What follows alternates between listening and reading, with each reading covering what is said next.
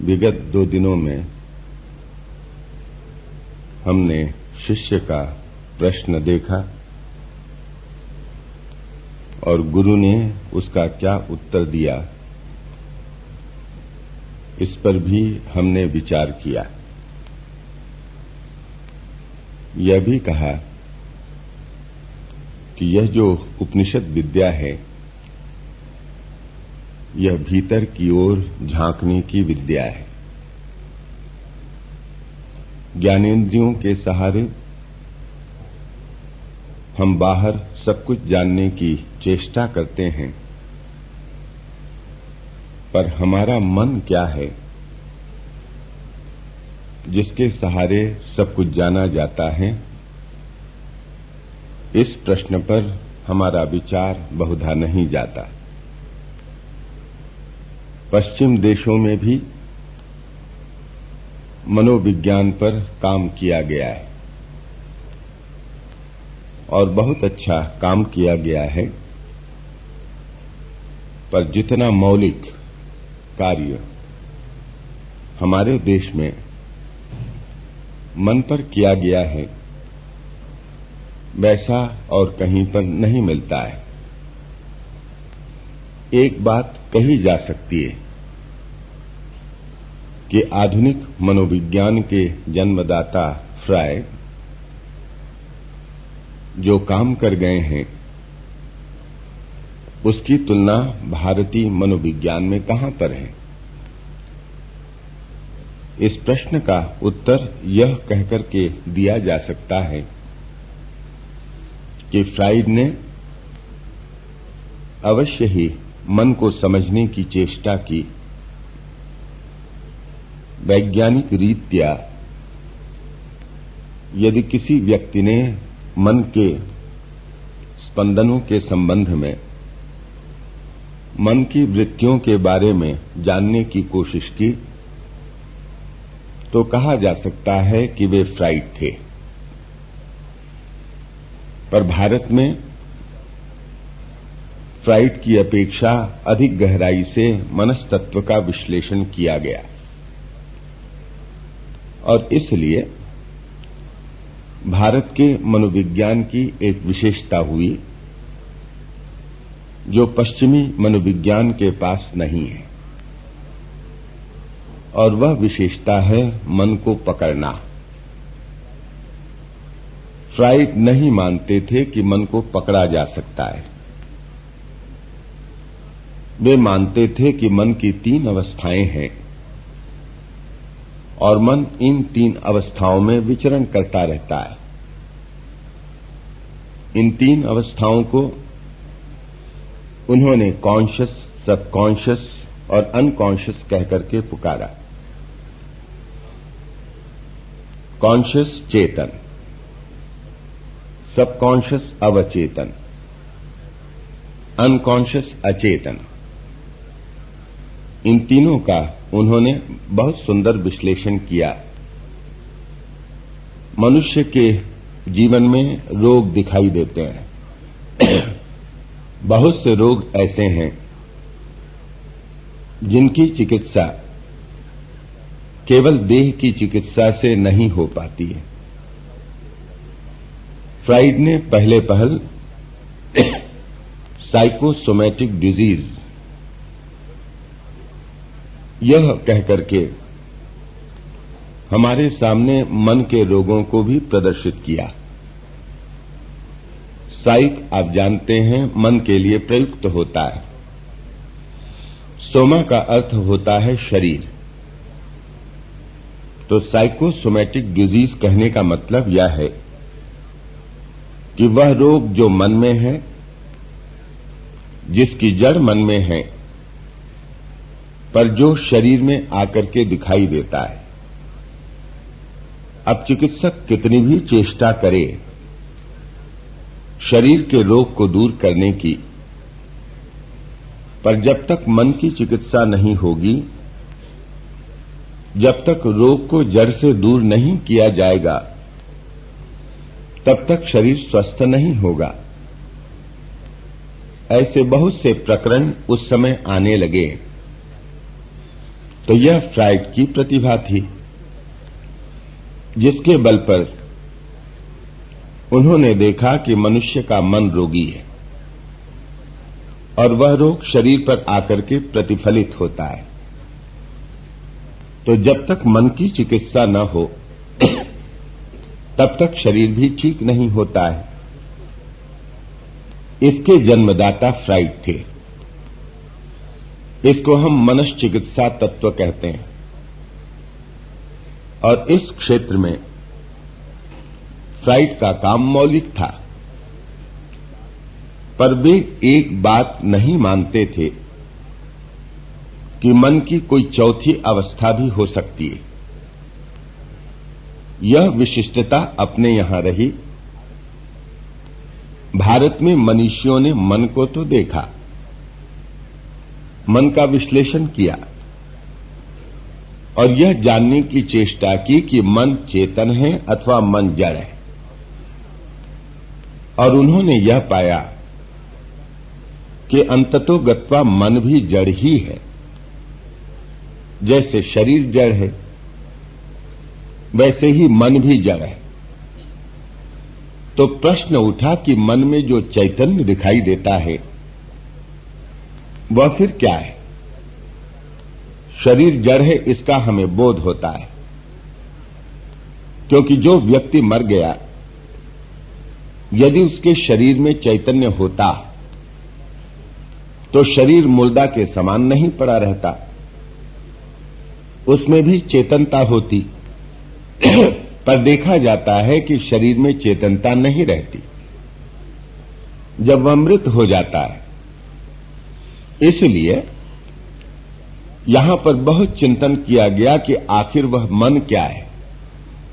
क्या मन भी जड़ शरीर के समान अथवा वह चैतन्य? अंत में यह पाया गया, यहां के जो गवेषक थे उनके द्वारा, जो अनुसंधान करता थे उनके द्वारा, कि मन भी जड़ है, शरीर स्थूल जड़ है और मन सूक्ष्म जड़ है। और यह जो मन चैतन्य सा दिखाई देता है, यह उसकी अपनी चेतनता नहीं है, बल्कि वह एक चैतन्य तत्व है हमारे भीतर, जिसको हम आत्मा कहें, ब्रह्म कहकर के पुकारें। उस चेतन तत्व से अपनी चेतनता प्राप्त करता है। कैसे प्राप्त करता है? एक उदाहरण दिया जा सकता है। चंद्रमा क्या सूर्य के समान ज्योतित है? हम पढ़ते हैं कि नहीं? नहीं है तो फिर चंद्रमा हमें प्रकाश कैसे देता है? तो इसके उत्तर में कहा जाता है कि वह सूर्य से अपना प्रकाश पाता है, वह सूर्य से रिफ्लेक्टेड ग्लोरी में चमकता है। चंद्रमा का अपना कोई प्रकाश नहीं, पर सूरज से प्रकाश लेकर के वह हमें प्रकाश देता है और हमें ऐसा लगता है कि चंद्रमा प्रकाशवान है। ठीक इसी प्रकार मन है तो जड़, पर उस चैतन्य तत्व से चेतनता प्राप्त करता है और इसलिए ऐसा लगता है कि मन चेतन है, पर वस्तुतः मन चेतन नहीं है।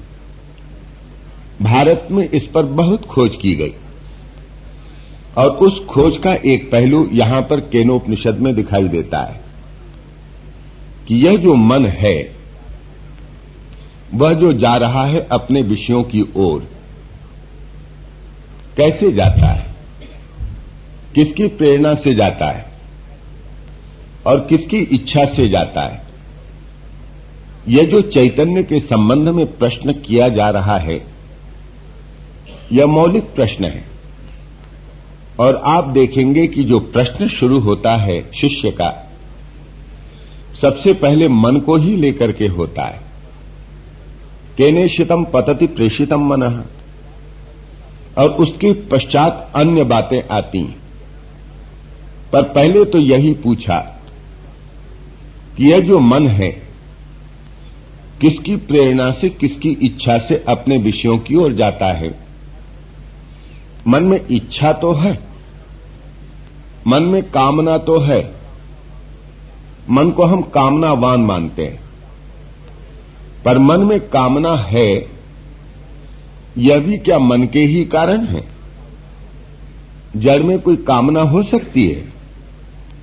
यह प्रश्न उपस्थित होता है।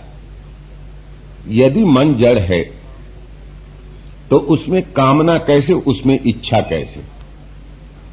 तो यह कहा भारतीय मनीषियों ने, मनस्तत्वविदों ने, कि मन एक यंत्र है। आत्म चैतन्य के सामने जब यह यंत्र रहता है तब उसमें इच्छा, कामना इत्यादि की वृत्तियां स्फुरित होती हैं, और जब ऐसा वह यंत्र नहीं रहता तब तो आत्मा अपने आप में, अपने स्वरूप में स्थित है।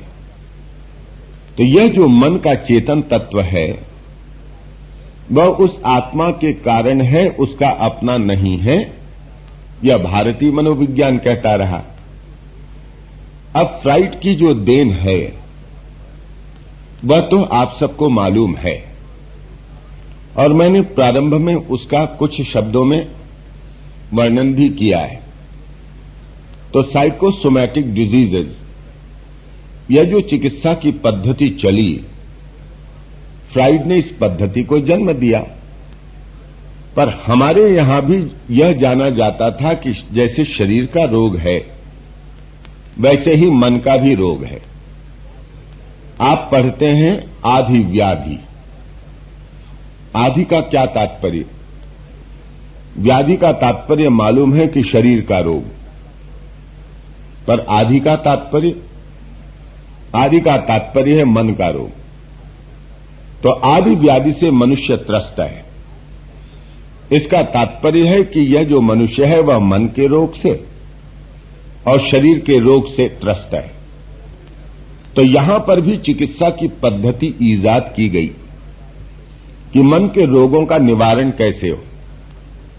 पर जिस वैज्ञानिक पद्धति में काम किया, हम देखते हैं फ्राइड ने, भले ही वह वैज्ञानिक पद्धति उस प्रकार नहीं दिखाई देती जैसा प्रयोगात्मक काम फ्राइड का रहा, भले ही वैसा एक्सपेरिमेंटल या प्रयोगात्मक काम भारत में नहीं दिखाई देता, पर यह जो हमारे मनीषियों की विधा रही जांचने की, परखने की, इस विधा में कहीं कोई न्यूनता नहीं है, बल्कि विशिष्टता रही है। फ्राइड को मन की चौथी अवस्था का कभी बोध ही नहीं हुआ। फ्राइड ने मन को जानने की चेष्टा की, कैसे? रोगी मन से। फ्राइड के पास आने लगे वे सारे लोग जो मन के रोगी थे, और फ्राइड ने रोगी मन को जांचना शुरू किया। तो फ्राइड का जो मन का अध्ययन था वह रोगी मन से शुरू होता है। वे उसे क्लासिफाई करते हैं और यह देखने की चेष्टा करते हैं कि मन का रोग कैसे दूर हो सकता है। उन्होंने केवल एक ही पाया मन के रोग की जड़ में, और उसको उन्होंने लिबिडो कहकर के पुकारा। मनुष्य के भीतर में वासना होती है और वह वासना तरह तरह का रूप धारण करती है। यदि हम इस वासना पर अंकुश लगाते हैं तब हमारे भीतर में प्रशमन होता है, दमन होता है। हम अपने भीतर की वासनाओं को सप्रेस करते हैं, और इस प्रकार यह जो सप्रेशन है, फ्राइड ने कहा कि दमित ये जो वासनाएं हैं हमारे भीतर में कुंठा का निर्माण करती हैं। हम कुंठित व्यक्तित्व हो जाते हैं, मनोग्रंथियां जन्म लेती हैं। इसके लिए क्या करना चाहिए? फ्राइड ने कहा कि इसके लिए मन को खुली छूट दे दो, भीतर में जो भाव उठता है उसको दबाने की चेष्टा मत करो, नहीं तो तुम मनः ग्रंथियों के शिकार होगे। और इसका कितना बड़ा दुष्परिणाम हुआ। फ्रांस में जब फैला फ्राइड का यह सिद्धांत, तो हम यह पढ़ते हैं कि माताओं ने अपनी संतानों को दूध पिलाना ही बंद कर दिया, क्योंकि फ्राइड ने यही कहा था, मनुष्य की जितनी भी क्रिया होती है वह उस कामेच्छा के कारण, उसके भीतर में जो सुप्त वासना होती है, उस वासना को वह अपनी क्रिया के माध्यम से प्रकाशित करना चाहता है। और यह इस प्रकार का सिद्धांत फैला। पर एक दूसरा पक्ष यह भी था कि यदि हम अपनी वासनाओं को खुली छूट दे देते हैं, ग्रंथियों से बचने के लिए, कुंठा से बचने के लिए, तो प्रश्न यह है, क्या समाज इसके लिए अनुमति प्रदान करेगा? क्या समाज की इसमें अनुमति रहेगी? पुलिस क्या हमारे पीछे नहीं पड़ेगी? शासन क्या हमें दंड नहीं देगा? हम क्या उच्छृंखल होकर के अपने भीतर की भावनाओं को खुली छूट दे सकते हैं? इस प्रश्न पर संभवतः उनका ध्यान नहीं गया। वह भी एक कुंठा है। मैं यदि अपने मन को कुंठा से बचाने के लिए मन की विकृतियों को खुली छूट दे दूं, समाज कभी भी कदापि इसके लिए आज्ञा नहीं देगा। समाज फिर प्रतिरोध करेगा, प्रतिक्रिया करेगा, और वह प्रतिक्रिया क्या मेरे भीतर में कुंठा का निर्माण नहीं करेगी? मैं जेल में बंद कर दिया जाऊंगा, पुलिस मुझे पीटेगी, जनता मुझे मारेगी, लोग मुझ पर थूकेंगे, तो क्या मेरे लिए यह कुंठा लाने की बात सिद्ध नहीं होगी? इस प्रश्न पर उन्होंने विचार नहीं किया। उनके जो प्रधान शिष्य थे युंग और एडलर, यहीं पर फ्राइड से कट करके अलग हो जाते हैं। तो दोष कहां पर रहा? फ्राइड ने इतना अच्छा काम किया, पर दोष कहां पर रहा? दोष यहां पर कि उन्होंने मन को समझने की चेष्टा नहीं की। मन के बाहरी रूप को तो देखा, पर यह समझने की चेष्टा नहीं की कि मन जो कॉन्शियस मालूम पड़ता है, यह कॉन्शियसनेस मन का स्वयं का है या उधारी लिया हुआ है, या इसके पीछे का कोई एक अलग तत्व है। भारत में इस पर चिंतन किया गया और ऋषियों के द्वारा पाया गया कि मन की एक चौथी अवस्था है, और चौथी अवस्था साधना से उपलब्ध होती है। मन की तीन अवस्थाएं तो हम रोज अनुभव में लाते हैं, जैसे कॉन्शियस जागृत। जागृत अवस्था में हमारा मन चेतनावस्था में है। जब सपना देखते हैं तो वह सब कॉन्शियस स्थिति है मन की, अवचेतन अवस्था है। और जिस समय हम गहरी नींद में रहते हैं वह अनकॉन्शियस स्टेट है, अचेतन अवस्था है। इन तीन अवस्थाओं का अनुभव तो हम करते हैं, पर एक चौथी भी अवस्था है जो तीनों अवस्थाओं को पार कर जाती है, और उसे हमने अति चेतन कहकर के पुकारा, सुपर कॉन्शियस कहकर के पुकारा। यह जो चौथी अवस्था है, इस अवस्था को प्राप्त करना ही मानव जीवन का लक्ष्य है, ऐसा हमारे मनीषियों ने कहा। यह चौथी अवस्था कैसी है? मांडूक्य के उपनिषद में हम पढ़ते हैं, प्रपंचोपशमम शांतम शिवम अद्वैतम चतुर्थम मन्यन्ते स आत्मा सविज्ञेयः। जहां पर ऋषि कहते हैं वह प्रपंच के उपशम की अवस्था है। जहां पर जगत प्रपंच उपशमित हो जाता है वह शांत की अवस्था है। वहां पर कोई चंचलता नहीं होती है, मन की सारी चंचलता समाप्त हो जाती है। शिवम अद्वैतम, वह कल्याण की अवस्था है, अद्वैत की अवस्था है। इसको चतुर्थ अवस्था कहा गया है, और इसी को हम तुरीय अवस्था कहते हैं। तो भारत के जो मनस्तत्वविद थे, उन्होंने जागृत, स्वप्न, सुषुप्ति के साथ तुरीय अवस्था का भी अनुभव किया। चेतन, अवचेतन, अचेतन मन की अवस्थाओं के साथ मन की अतिचेतन अवस्था का भी अनुभव किया, और वहीं जाकर के मनुष्य की सारी समस्याएं सुलझती हैं। यह हमारे सामने बात रखी गई। तो केनोपनिषद को जब हम पढ़ते हैं तो प्रारंभ से ही वही इंक्वायरी है, वही पृच्छा है शिष्य यही अनुभव करता है कि यह जो मन काम कर रहा है अपनी शक्ति से अथवा इसके पीछे अन्य कोई शक्ति है, और इस दृष्टि से उसने गुरु से जाकर के प्रश्न पूछा और गुरु जी ने उसका उस ढंग से उत्तर दिया। वे प्रसन्न हुए।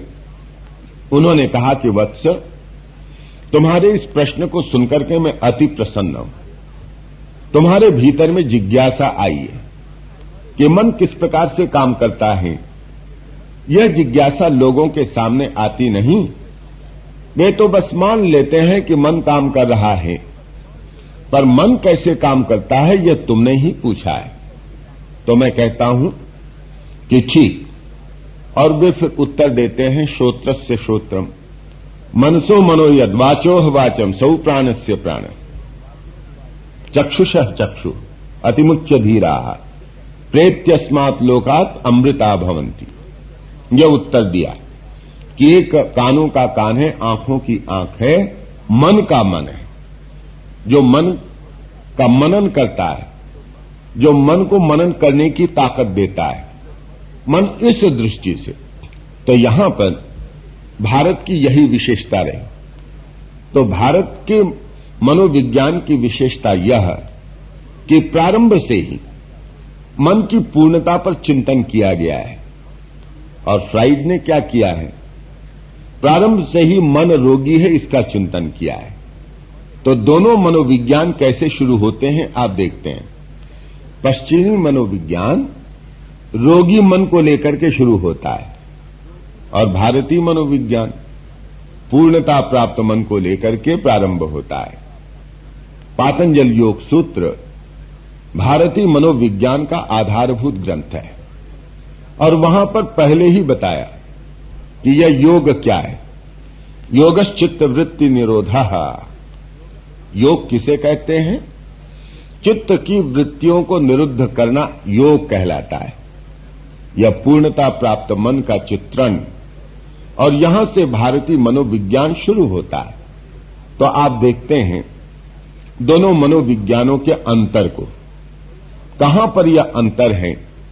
वह अंतर केनोपनिषद में स्फुटित हो रहा है, प्रकाशित हो रहा है। तो गुरुजी ने समझा दिया कि आंखें देखती हैं तो आंखों की आंख है, जिसके कारण आंखें देखने में समर्थ होती हैं। आंखों को देखने की शक्ति भीतर की आंख देती है, कानों को सुनने की शक्ति भीतर का कान देता है, प्राणों को प्राणन करने की शक्ति भीतर का प्राण देता है। इस प्रकार से समझाया। चिंतन करना शुरू किया शिष्य ने, और उसे ऐसा लगा कि उसने कुछ पकड़ लिया, हाथ में कुछ बात आई और वह गुरुजी के सामने आया। साधना पूरी हो चुकी उसकी अपने ढंग से, और वह गुरुजी के पास आता है। गुरुजी पूछते हैं, क्या साधना पूरी हुई? शिष्य सिर हिलाता है। गुरुजी ने शिष्य के चेहरे पर चमक देखी। ऐसा लगा उन्हें शिष्य समझ रहा है कि मैंने उस तत्व को पा लिया है। मन किसकी प्रेरणा से और किसकी इच्छा से अपने विषयों की ओर जाता है, शिष्य ऐसा लगा शिष्य को कि मैंने वह जान लिया। गुरुजी ने कहा कि भीतर झांको। बाहर झांकने से, बाहर देखने से तो काम बनता नहीं। कल हमने यही कहा था।